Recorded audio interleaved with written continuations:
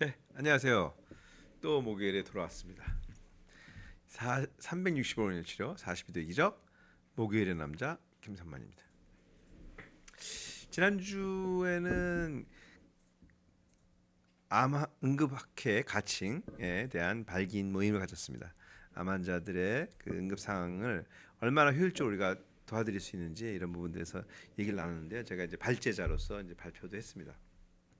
두 가지 이제 부분에 대해서 워낙 또 많았지만 암 환자분들에 대해서 그 암 환자가 이제 지금보다는 지금 좀 덜하지만 과거에 아주 그 의료 문제가 있었을 때 아산병원에 있는 환자였는데 저희 병원에도 이제 다녔습니다. 근데 환자는 부산에 사시는 분이었어요. 그래서 부산에 사셨는데 이분이 부산에 사니까 부산에서 열이 나니까 부산 근처 종합병원을 간 거예요. 갔습니다. 근데 그 당시에 이제 열이 나니까 뭐 환자 보지도 않고 암 환자 그러니까 원래 어느 병원이 우리 못 받는다. 그냥 서울 가라.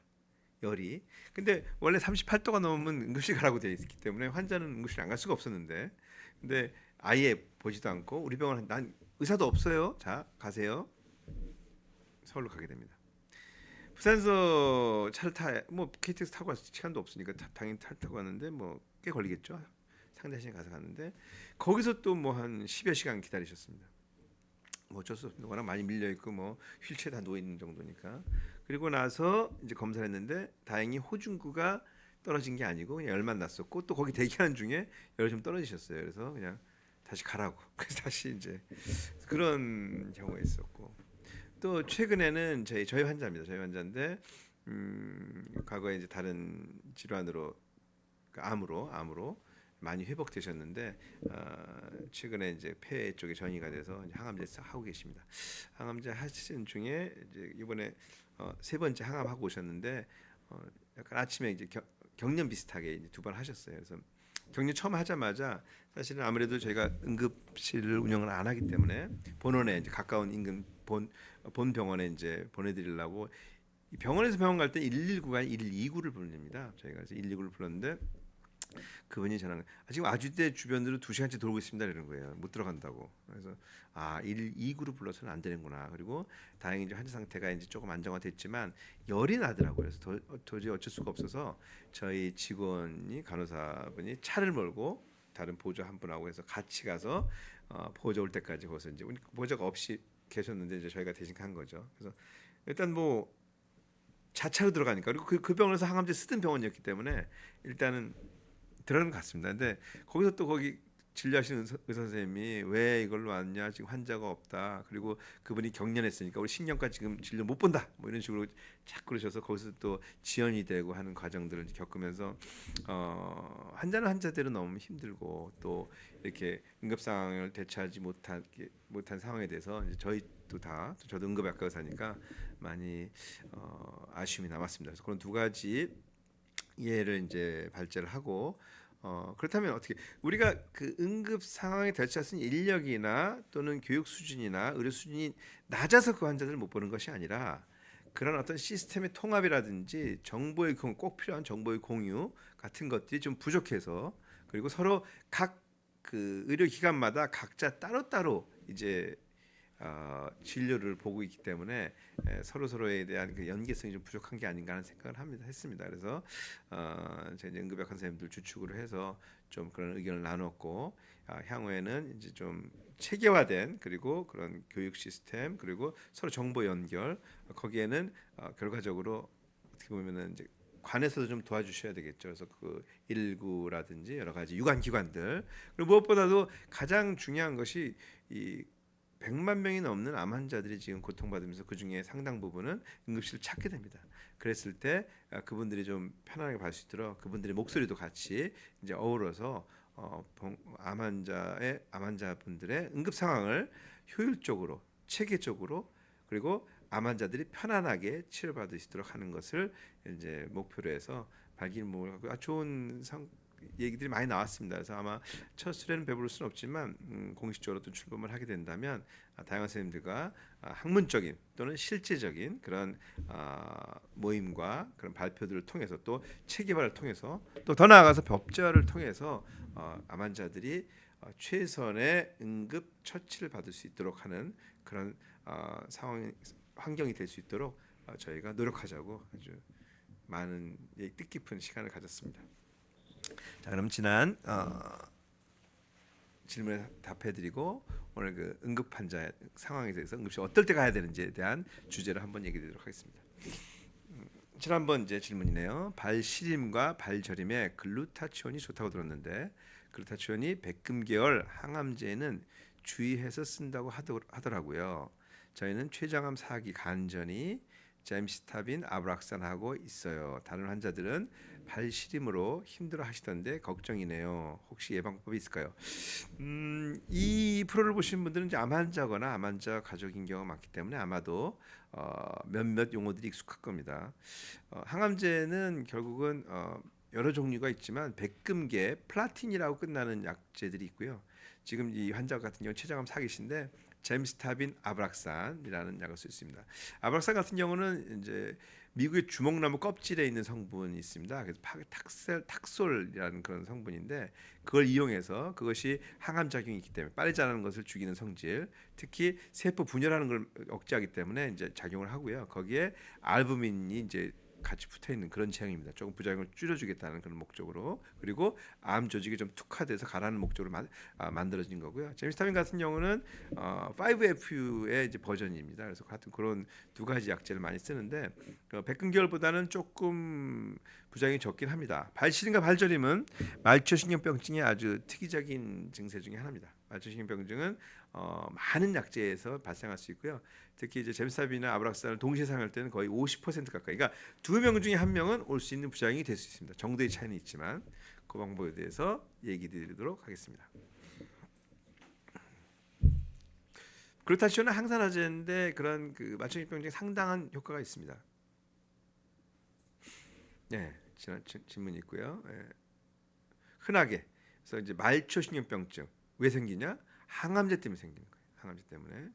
그리고 잼시타빈과 아브락산이라는 항암제 조합이 있습니다. 그래서 그 한 개 약물로 암들이 잘 안 듣기 때문에 2개나 3개, 뭐 4개까지 이렇게 병합해서 사용하는데 이 잼시타빈, 아브락산은 흔히 췌장암에서 많이 사용되는 그 조합입니다. 보통 이 약에 들어갈 가능성이 한 20% 정도 됩니다. 그러니까 10명에 2명 정도는 이 항암제에 반응해서 암세포가 줄더라 이렇게 표시하면 됩니다.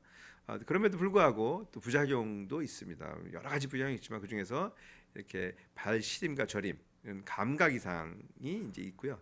저림도 있고, 그다음에 심하면 통증이 유발되는 수도 있고, 또 더 넘어가서 운동 장애까지 오는 분도 있습니다. 그래서 사실은 이 말초신경병이라는 것이 상당히 중요한 부작용 중에 하나다. 그리고 말초신경병증을 통해서 약을 갖다가 끊거나 약 용량을 줄여야 되는 상황도 흔히 발생합니다. 흔히 발생하기 때문에 사실 중요한데 이 경우에도 이제 주의한다고 이제 얘기해서 걱정하신 것 같습니다. 그렇죠? 이상해. 문헌에 찾아보면 이제 애니 제임이라는 굉장히 유명한 저널이 있습니다. 2013년 좀 오래된 듯하지만 논문 중에 그 인용 지수 상당히 높고 영향 높은 저널인데요. 논문인데 거기에서 이제 잼시타빈이나 아브락산을 병행했을 때 부작용을 연구한 논문이 있었습니다. 거기서 보면은 등급을 1, 2, 3은 이제 중증이에요. 좀 심해서 경우에 따라서는 치료 중단이 필요한 경우가 17%. 그다음에 1, 2, 이 정도는 아니지만 그래도 삶이 불편할 정도가 36%, 다음은 한 50% 넘지 한 50% 내외 정도에서, 그러니까 2명에 1명은 생겼다라는 것입니다. 치료 중에. 그래서 이것이 이제 실려 있는 논문이고 2018년도 똑같은 실렸습니다. 그래서 상당히 많다. 2명 중에 1명이니까 상당히 많은 거죠. 2개를 동시에 했을 때. 그래서 그 아까 아브락산이 이제 파괴 탁셀인데 신경세포 에도 이제 손상을 주고 신경세포를 손상시키는 거죠. 그러니까 그리고 스트레스도 주고 뭐 여러 가지. 하여튼 신경세포를 손상시킨다. 심하면 거의 죽이는 수까지 갈 수도 있는 거예요. 아주 심하면 이 약을 끊어도 다시 돌아오지가 않아요. 약들을 끊어도. 그러니까 적당한 것까지 돌아올 수가 있는데, 그러니까 항암제를 너무 오래 쓴 분들은 이 영구적으로 말초신경병이 남는 분도 있습니다. 그래서 어느 정도 되면 병원에서도 항암제를 줄이거나 끊는 이유도 더 가면 안 되니까. 어찌됐거나 신경세포도 손상시킨다. 글루타치온이 그거에 대해서 이제 신경성을 줄인다는 보고가 다수 있습니다. 다수 있고 실제로 이제 백근결에도 쓰고 있고요. 근데 이제 병용 시기 논란이 많은데 이게 가능성입니다. 그러니까 그 백근결이 산화 스트레스를 주는데 글루타치온이 항산화 물질이기 때문에 그걸로 인해서 오히려 치료의 효과를 반감시킬 수 있다라는 주장 때문에 항암제와의 병용을 조심해야 하거나 금기하는 경우도 있습니다. 의사에 따라서는. 근데 저는 뭐 그렇게까지 필요 아니고 만약에 예방적으로까지야 쓸 필요가 없지만 이것 때문에 너무 힘들다면 그다음에 이 항암제를 반드시 써야 된다면 충분히 그 당일 정도만 좀 피하고 그 반감기 그 약물이 작용하는 시간 정도 피하고 이렇게 우려된다면 했으면 좋겠고 실질적으로는 제 생각에는 이중작용을 할 것 같습니다. 정상세포는 좋게 하고 항암 쪽에는 그렇게 영향을 주지 않을 가능성이 있지 않나 하는 생각인데 그럼에도 불구하고 또 항암 하시는 선생님과의 논쟁, 불필요한 논쟁을 할 필요가 없기 때문에 백금기를 쓸 때는 이제 주의가 필요하다. 반면에 변형 튜어, 그러니까 젬스타빈 지금 이 환자와 같은 경우에서는 변형 튜어, 그러니까 항암 직후는 그렇지만 그 다음 날 정도는 만약에 말초신경 저림 증상이 있다면 쓰는 것도 필요하다. 예방적으로 쓸 거냐? 이거는 좀 얘기가 다르기 때문에 예방보다는 불편함이 생긴다면 그때부터는 주사약 쓰고 그냥 다음 날 정도에 뭐 하루 이틀 정도 쓰는 것은 저는 할 수도 있다. 할 수 있다. 할 수도 아니라 할 수 있다라고 생각합니다. 예방법은 뭐 여러 가지가 있겠지만 암이랑에서 치료도 이런 걸 좀 주셨습니다. 암이랑에서 하는 고주파원열 치료, 고압산소 등등도 고연한 비타민 C 등등도 저희도 또 글루타치온 하니까 충분히 이제 이런 걸 실제로 저희는 필요하면 글루타치온 씁니다. 쓰는데 환자들이 오히려 좀 걱정을 해가지고 하도 그 대학병 선생님들이 절대 쓰지 말라 그랬다고 항산화제는 그래서 제가 설명해서 이해를 하시는 분은 써드리고요. 이해를 못하시면 뭐 괜히 불필요하게 환자분들하고도 논쟁할 필요 없으니까 그렇지 않습니다. 참을만 하시구나 이렇게 생각하고 넘어갑니다. 다시 힘들어 걱정이네요. 네네. 혹시 예방법 당연히 이제 따뜻하게 해주는 게 맞고요. 스트레칭도 너무 자극적인 건 별로 안 좋고 차가운 환경은 당연히 안 좋겠죠. 당뇨 췌장암제 당뇨가 많거든요. 당뇨 안정시켜야 되고 수면과 영양 섭취는 당연한 거고요. 뭐 커피 알코올 섭취는 당연히 안 됩니다. 당연한 걸 써놨습니다. 예방 가능하고 부작용 완화용으로 사용 가능하고요. 그다음에 저희 암혈액성 치료들이 충분히 이런 손상을 예방하고 회복을 촉진하는데 도움이 됩니다. 그래서 항암 치료를 끝까지 하기 위해서 다양한 항암제 부작용들이 적게 나타나야 되는데 그러기 위해서는 이런 발신이나 발저림이 아주 심해서 또는 경우에 따라서 운동신경이 또 손상을 받아서 발목이 꺾이는 환자도 있었어요. 막 허리도 아파서 못 움직이는 환자도 있었고 했는데 물론 그게 원래 있던 게 더 악화됐을 수 있습니다. 그럼에도 불구하고 항암제 영향이 있는 경우들이 굉장히 흔하기 때문에 아까 이 약만 해도 50% 가까이 나타난다 그랬으니까 그런 경우에 환자가 항암제를 중단하는 사태를 막기 위해서라도 적극적으로 시차를 두고서 치료를 하는 것이 저는 맞다고 생각합니다. 네, 그러면 우리 암 환자 응급 박해한 거에 대해서 이제 얘기 드립니다. 사실 그냥 아무 때나 갈 수는 없고 종이가 이제 있습니다. 대부분의 병원에서 특히 항암하는 경우에 있어서는 이런 경우는 가세요라고 다 해놨으니까 이제 그때 가면 되는데 한번 그럼에도 불구하고 얘기를 나누도록 할게요. 사실 응급실은 뭐 응급환자 가야 되는데 응급환자가 많이 생기죠 암 환자들은. 근데 단순히 증상만 알기는 어렵기 때문에 내가 좀 미리 종이를 줬지만 잘 안 읽게 되니까 이번 시간에 제가 간략하게 얘기 드릴 테니까 그냥 얘기 듣듯이 들으시면 됩니다. 네. 뭐 수술로 인해서 상당히 힘들고 수술 회복도 힘든데 회복되자마자 뭐 방사선 치료, 항암 치료하는 경우들이 흔합니다. 그래서 더 나빠지는 것이죠. 방사선 치료도 면역력을 떨어뜨리는 치료 중에 하나고요. 항암 목적이 있겠지만 항암 치료는 더더군다나 특히 세포독성의 경우는 면역력 악화가 상당합니다. 항암 치료 때문에 호중구가 떨어지면 아예 항암 치료를 미루어지는 경우도 있어요. 그래서 최근에는 호중구 촉진제를 같이 처방하는 의사 선생님도 계시는데 그것도 또 조금 약간 논쟁의 여지가 있어요. 왜냐하면 호중구가 너무 많아도 암에 또 좋지 않다는 그런 연구들이 많기 때문에 그래서 적당해야 된다는 것이 저희 의견입니다. 그리고 암 자체의 진행을 해서 장기가 불안정해질 수도 있고 그래서 응급 상황은 암 때문에 갈 수도 있고 암 치료 때문에 갈 수도 있습니다. 치료 부작용으로 두 가지가 다 있는 것이죠. 암 때문에도 응급 상황이 생길 수가 있고 암 치료 때문에도 응급 상황이 생길 수 있다. 이 두 가지가 이제 중요한 것이죠. 그래서 꼭 가는 상황이 뭐 프린트로 다 받으셨겠지만 38도 이상, 그다음에 갑작스러운 호흡곤란, 그렇죠. 가슴 통증, 심한 복통 당연히 가야 될 거고 의식의 문제는 뭐 가셔야 되고요. 출혈 지속될 때 소변이 안 나오면 안 되죠. 부종이 심할 때 뭐 등등등 해서 이런 상황들이 이제 가야 되는데 뭐 제일 위에 거만 보시면은 38도 이상. 근데 이제 이게 그냥 감기 걸려서 38도가 낮을 수 있거든요. 근데 항암을 하기 때문에 폐혈증을 겁을 내는 거예요. 특히 항암을 하게 되면 헤모글로빈이 혈소판 떨어지지만 백혈구 수치도 떨어지는데 그 중에서도 림프구와 호중구 그 몇 가지 세포가 더 있긴 한데 림프구와 호중구가 가장 중요하고요. 호중구가 백혈구중에 제일 많습니다. 호중구는 세균과 싸우는 특히 세균과 싸우는 백혈구예요. 림프구는 바이러스에 감염된 세포를 제거하거나 암 세포를 제거하거나 다른 또 기타 면역과 관계된 역할을 하는 물론 서로 약간의 겹쳐지는 부분이 있지만 기본적으로 호중구는 세균과 싸우는 거다 이렇게 생각하시면 돼요. 그렇다면 이 38도 때 왜 우리 겁을 내느냐? 호중구가 떨어지는 것 때문에 겁을 냅니다. 호중구가 떨어지면 세균은 못 이기기 때문에 피 속에 균이 자라는 폐혈증이 생기고 폐혈증은 사망 가능성을 높입니다. 그렇기 때문에 호중구가 떨어지는 것을 특히 항암으로 인해서 치료 때문에 호중구를 떨어뜨리고 백혈구 중에 호중구도 같이 떨어지는 거죠. 떨어뜨리고 그걸 해서 폐혈증이 생기고 그것 때문에 열이 나니까 반대로 호중구 떨어지는 걸 모르니까 열이 나면 일단 가라. 이게 현재 대부분의 그 암 학회, 세계 주류 학회에서도 여기 표준입니다. 항암을 하는 사람이 열이 30도 이상 나면 응급실 가세요입니다. 근데 이제 반대로 얘기하면 저희도 이제 38도 넘는 경우 꽤 많습니다. 많은데 저희는 10명에 1명도 안 갑니다. 거의. 왜 안 갈까요? 저희는 병원에서 바로 검사를 합니다.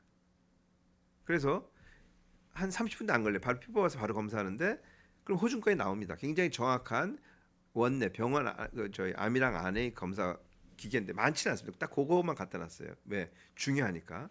그래서 호중구가 정상이면 안 보냅니다. 저는 안 보내고 38도가 됐든 39도가 됐든 그냥 목마르면 수액 놓으면서 견딜만하면 그냥 견디게 하고 힘들어하면은 뭐 해열제 주기는데 거의 해열제도 안 씁니다. 한 38, 39도까지는. 일부도 저희가 열내서 암세포 죽이는데 뭐 38, 39도 더 좋아 속은 제가 더 좋아하는데 환자가 힘들어하면 안 되니까 그렇게까지는 아니고 환자 앞에서는 같이 안타까워하지만 그 호중구가 괜찮으니까 이건 이길 수 있다. 그러면 되게 떨어집니다. 그리고 호중구 촉진제 맞고 열하는 분들도 있어요. 또 호중구 촉진제를 맞으면 특이하게 하루 이틀 정도 열이 나는 분들이 있습니다. 그럼 또 갈 수 있는데 호중구 촉진제 맞는 보면 많이 넘어요. 원래 저기 1000 이하일 때 우리가 문제가 되고 500 이하면 이제 응급인데 일단 많이 넘는 분도 있어요. 근데 그때는 호중구가 많아서 또 열이 나는 경우도 있어요. 그러니까 참 이게 약을 준 건지 병을 준 건지 모르겠지만 어찌됐거나 여러 가지 상황이 연출되는데 암이랑 같은 경우는 직접 측정하는 측정 장비가 있어가지고 바로 측정을 하고 38도 이상이 있더라도 환자 상태가 그렇게 나쁘지 않다면 수액 정도 주면서 기다린다. 이것이 암이랑의 치료 방침입니다. 그래서 여태까지 문제된 적은 또 없었고요. 만약에 근데 그럼에도 불구하고 호중구가 낮다면 그때는 보내야죠. 저희도 호중구가 낮으니까 그건 격리고 격리 병상에 이제 입원해야 되는 겁니다. 왜냐하면 항암제가 호중구를 너무 많이 없애버려서 조혈 세포를 너무 많이 죽였기 때문에 그런 거거든요. 예.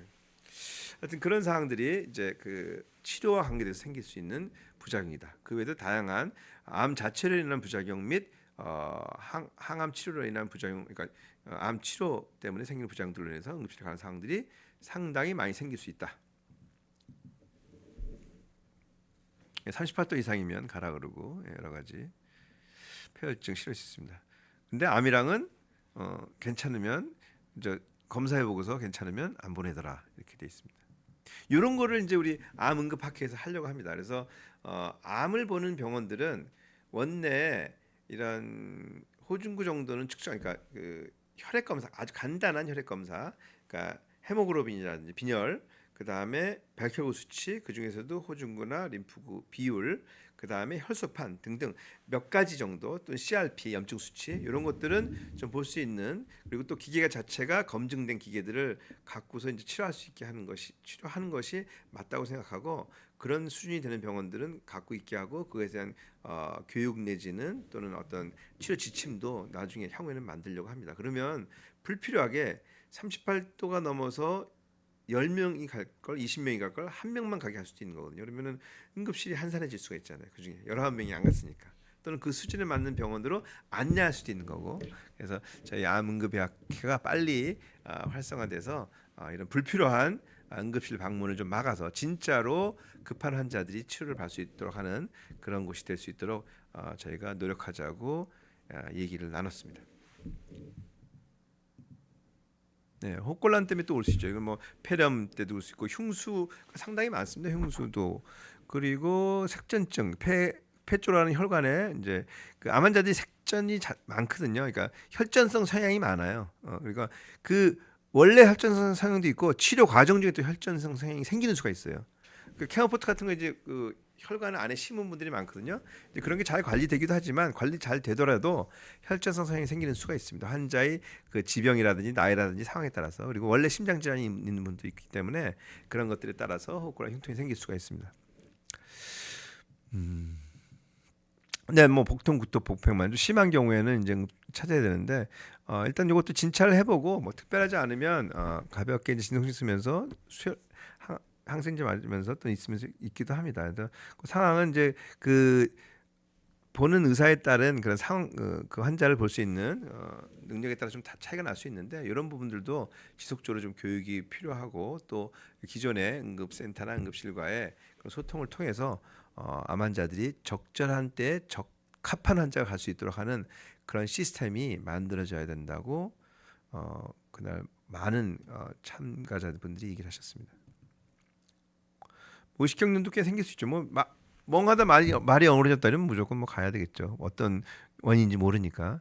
이런 경우에는 수면제 많이 먹고 떠오르는 분도 있고 막 그러더라고요. 근데 그런 거는 그 병력 청취가 되게 중요한데, 그렇더라도 뭐 의식의 변화가 있으면 이건 집에서 이제 알 수가 없으니까. 그리고 기존의 상황들이 되게 중요합니다. 그래서 간 기능이 많이 떨어져 있으면 간성혼수 같은 것도 올 수 있고, 또는 그전 검사 결과에 따라서 전해질 불균형 이런 것들도 있으니까, 이런 것들을 좀 미리 알고 있다면은 우리가 환자를 보는데 대처하는데 훨씬 더 쉽지 않을까 생각이 됩니다. 출혈도 많습니다. 특히 이제 혈소판 감소, 또 간이 안 좋으면 또 출혈성 경향이 생기기 때문에, 그리고 종양, 암이 이제 어느 부분을 갖다가 이제 침범해서 거기가 조직이 더 망가지면 또 그 부분을 통해서 출혈되기도 합니다. 그래서 다양한 곳에 출혈이 생길 수 있으니까, 그런 것들이 양도 적지 않고 환자의 그런 상태, 막 식은땀 나고 뭐 어지러워 그런다면 반드시 응급 상황이므로 응급실을 가도록 조치하셔야 됩니다. 그래서 음식 하는 기준은 열 나는 거 아까 있죠, 숨 차는 거, 지속적인 거예요. 그다음에 피가 섞여 있는 거, 이게 많으면 이때도 응급실 가는 거, 아니면 외래로 가는 거고, 조금만 있을 때는, 그러니까 이게 정도의 차이. 그러니까 위험한 신호가 있는데 이게 갑작스러우면서 오래 가거나, 또는 전신 증상, 뭐 혈압도 떨어지고 식은땀 나고 이런 게 있으면 응급인 거죠. 그래서 이런 것들도 기준을 의료진의 기준과 그다음에 그 가족이나 환자들의 기준을 좀 저희가 제대로 한번 환자분들이나 가족들이 알기 쉽게 만들어 가려고 하고 있습니다. 아까 했지만 불필요한 대기를 줄이기 위해서는 중증 환자가 가야 됩니다. 아까 했듯이 그냥 열만 난다고 다 가버리면 20명이 갈 거를 한두 명만 가도 되는데 20명이 다 가는 거잖아요. 그래서 그런 부분들, 그리고 환자의 상태를 미리 알고 있으면 더 좋습니다. 그래서 항암제 이력이라든지 날짜라든지 약 이름, 뭐그 최근에 마지막 혈액 검사 결과 CDD 있다면 이제 개인적으로 갖고 계시는 게 좋습니다. 그래서 이걸 뭐 병원 다닐 때는 다 주고 오지 마시고요. 복사하기 하고 다시 본인이 갖고 있거나, 또는 하나의 그 카피본을 갖고 있는 게 좋습니다. 그래야지 이제 되고, 나중에는 이런 자료들이 병원마다 필요한 경우에 오픈해서 공유할 수 있게 하는 거를 저희는 목표로 하고 있는데, 일단 그 전까지는 환자나 가족분들이 이런 걸 갖고 계셔야 됩니다. 그래야지 응급 상황에서 당황하지 않고 얘기를 하고 딱 보여드리면 아시거든요. 의사 선생님들은 응급실에서 그러시구나, 이걸 중증 가야 되겠구나 해서 좀 더 진행이 좀 빨라질 수 있게 도움을 줄 수 있게 자료를 꼭 필요한 자료는 몇 가지 갖고 계시는 게 낫지 않을까 하는 생각입니다. 뭐 미열까지 갈 건 없고요. 일시적인 것들은 꼭 갈 필요 없고 가볍거나 뭐 이런 것들이죠. 뭐 당연한 얘기입니다. 그래서 아무거나 갖고 응급실 가지 마세요. 응급실 선생님들이 싫어할 겁니다. 싫어한다기보다도 더 중요한 환자를 못 보니까 그러면 안 되잖아요. 그래서 더 중요한 위중한 환자를 볼 수 있게 가볍다고 생각되는 경우들이 있으면 그거는 이제 일단 해결하거나 또는 뭐 아니면 낮 시간이면 암이랑에 또 전화해 주시면 우리 또 담당 선생님들이 잘 안내해 주실 겁니다. 암종별로 발생하는 응급 상황이 다양하게 존재합니다. 그래서 뭐 이런 것들은 뭐 다양히 있을 수 있고요. 응급실 가기 전에 이런 것들 결국 체온, 숨 쉬는 거, 의식, 출혈 뭐 있죠? 멈추지 않는 구토소, 이거 탈수랑 연관되니까 복통 뭐 이런 것들 다 포함돼서 이런 것들이 있다면 응급실로 간다라고 생각하고 이런 체크리스트를 저희들이 좀 알기 쉽고 편하게 만들도록 하겠습니다.